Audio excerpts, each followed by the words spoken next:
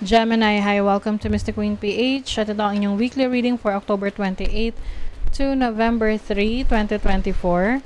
If you're interested in private readings, meron tayong link sa description at sa pinned comment. Pakicheck nyo na lang yung information kung paano mag-book for a private reading. Okay, so let's see what's coming to you, Gemini, ngayong week na ito. Okay. Safe travel. Ayan. So, maaring this week, you're going to travel. Major travel to. Pwedeng for leisure, for vacation, for job, for your business. Pwede rin tong yung iba sa inyo, aakyat ng barko. Oo. Yung kayo na yung yung mga seaman. Ayan. Seafarer. You're going to be very safe. Okay? So, don't worry. And kung kayo magta-travel, no, rest assured you're always safe. Syempre, kailangan may prayers pa rin. Oo, always say a prayer bago kayo mag-travel na keep you safe and protected. Courage, ayan. So, you are also going to be very brave. Malakas ang loob mo. Meron kang lakas ng loob ngayong week na to na isa katuparan, gawin, mag-take action sa mga plano mo. So, maaring you are also going to be parang seen or mas makikita ka, mas makikilala ka ng mga tao kasi mas may confidence ka, mas malakas yung loob mo ngayon. Pwede yung iba sa inyo, let's say first time nyo palang mag-travel ng mag-isa, no, especially abroad, so lalakasan mo yung loob mo. Yung iba, pwedeng nag-aaral mag-drive, so ngayong week na to, lalakasan mo yung loob mo na makapag-drive ka na ng walang supervision ng ibang tao, diba? You also have inspiration. You're so much inspired by the people around you. Maaring meron ka ngayong gustong matupad ngayong week na to, let's say a business, a project na gusto mong matapos, magawa. So, yung motivation na yan, nakukuha mo yan sa mga taong nagbibigay sa'yo ng inspirasyon. At nagsasabi na, kaya mo yan, Gemini. You can definitely do it. And pwede rin meron kang eureka moment na may creative ideas ka, may inspire ka na gawin na yung idea na yon, lalo na kung matagal mo nang iniisip ito, hindi mo lang ginagawa kasi natatakot ka na baka hindi maging successful. But this time, you're going to be brave na harapin yon or gawin. Diba? Speaking of bravery, strength, lakas. Lakas ng loob to make things happen.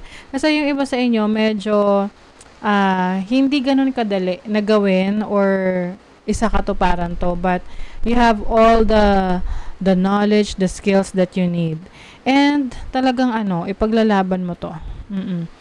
Hindi mo hahayaan na may mga taong kumbaga parang will try to rain your parade or merong makikialam, ganun, or taong will bring you down. Kasi, the moment na maramdaman mo na merong taong hindi supportive sa'yo, iiwasan mo na yon. Kasi gusto mo, surrounded ka ng mga taong naniniwala sa kakayanan mo. O see, you have the Three of Wands. So, this is growth, expansion, improvement, no? So, pagdating sa trabaho, sa career mo, sa situation mo ngayon, may kita mo yung pagbabago, positibong pagbabago sa mga nasimulan mo. As long as you're doing your job, as long as you are doing the work, taking action, definitely you will see great results.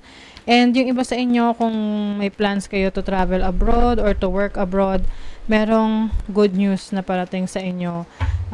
Ano man tong mga kailangan yung asikasuhin, ay magagawa niyo ng paraan. You have the Two of Coins, so you're going to be very busy. Pwedeng this week, marami kang kailangang asikasuhin, documents, papers, requirements. Lalo na kung ikaw ay mag-abroad o kaya meron kang isa-set up or isa-start na business. Yung iba kasi dito, pinagsasabay niyo yung pagtatrabaho sa pagnenegosyo. Kasi na-realize nyo na yung pagtatrabaho, kailangan meron ka pang something extra income. Na parang meron kang fallback or another source of income. You have the Four of Cups kasi maaring you realize na hindi pa sapat. Hindi sapat kung ano yung meron ka ngayon. You want to improve, you want to make the most out of your time, your energy. Kasi pwedeng, meron kang mga panahon or meron kang, marami kang time ngayon or opportunities na mag-explore, sumubok ng ibang mga bagay. Let's say, new job or another source of income para sa iba sa inyo or investment. And yung iba kasi nakakaramdam na parang ay napag-iwanan na ako or parang ay buti pa si ganito mas nakakaangat na nakabili na ng bahay, nakabili na ng ganito. So I think some of you gagamitin nyo yung inspirasyon, no, para mai-apply nyo yung progress, yung improvement, yung expansion, yung goal ninyo sa buhay nyo. Kasi it's either mainggit ka or ma-empower ka. So, piliin mo na ma-empower ka dun sa nakikita mong pag-unlad sa mga taong nasa paligid mo. Oh, diba? Grabe, Gemini. So, you have Jupiter in Taurus in the second house. I see you na improving your financial status. Kasi second house is your finances.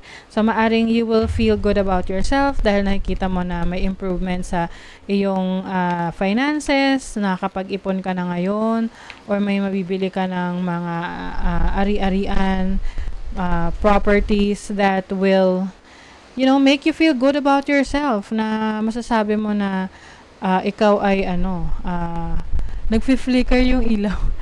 Okay, nabagyo kasi, no? Masasabi mo na ikaw ay established na. Okay? So, you have the Sun in Sagittarius in the 9th house. Grabe yung enthusiasm ninyo. You are very focused on improving your life.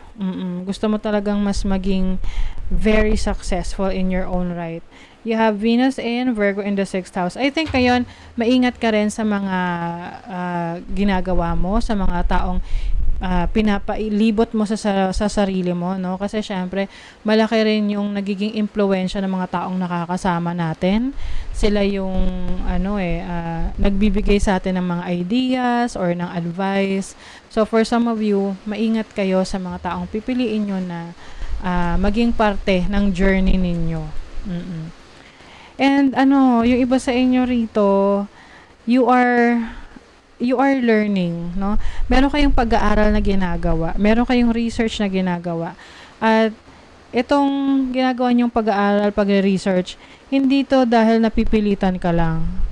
May kasama siyang enthusiasm na interesado ka talaga.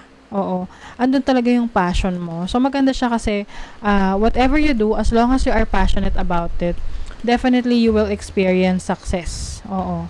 Mas nagiging meticuloso ka rin ngayon sa mga bagay na pinipili mo, sa kung saan mo ginagamit yung oras mo, yung energy mo. So, very careful ka rin dyan. Volunteer. So, this week, you will also help others. Pwedeng meron kang i-share na knowledge, skills mo sa iba. Pwede rin naman tong pag-share ng iyong blessings. Especially kung marami kang natanggap na blessings ng mga nakaraang buwan. Lalo na ngayon na may bagyo. So, some of you pwedeng magiging part kayo ng isang outreach program na kung saan tutulong kayo sa iba para magbigay ng mga relief goods. So, or any type of mga charitable work. So, sa relationship naman, yung iba sa inyo, if you're single, you are manifesting a romantic partner sa buhay mo. O, syempre, kapag nagmamanifest tayo ng romantic partner, we also have to be ready. I-ready rin natin ang ating sarili na maayos yung kondisyon natin, mind, body, spirit, para pag dumating si person, talagang swak na swak, di ba? Oo, handa kang i-embrace siya sa buhay mo. And if you're already in a relationship, I feel like you are manifesting a stronger connection with your person na magtagal pa kayo. So, may rabbit dito. Strengthen your boundaries and cut cords. So, ito yung sinasabi ko sa inyo na Maaring you will be cutting off people in your life or mga taong hindi supportive sa mga gusto nyo, sa mga ginagawa nyo, yung mga taong alam nyo na hindi maganda yung intentions towards you kasi gusto nyo napapalibutan lang kayo ng mga taong nakasuporta sa inyong mga adhikain sa buhay, yung mga goals ninyo. Importante kasi na yung mga taong yan, sila yung merong magandang influence sa inyo para ma-achieve nyo yung mga pangarap ninyo.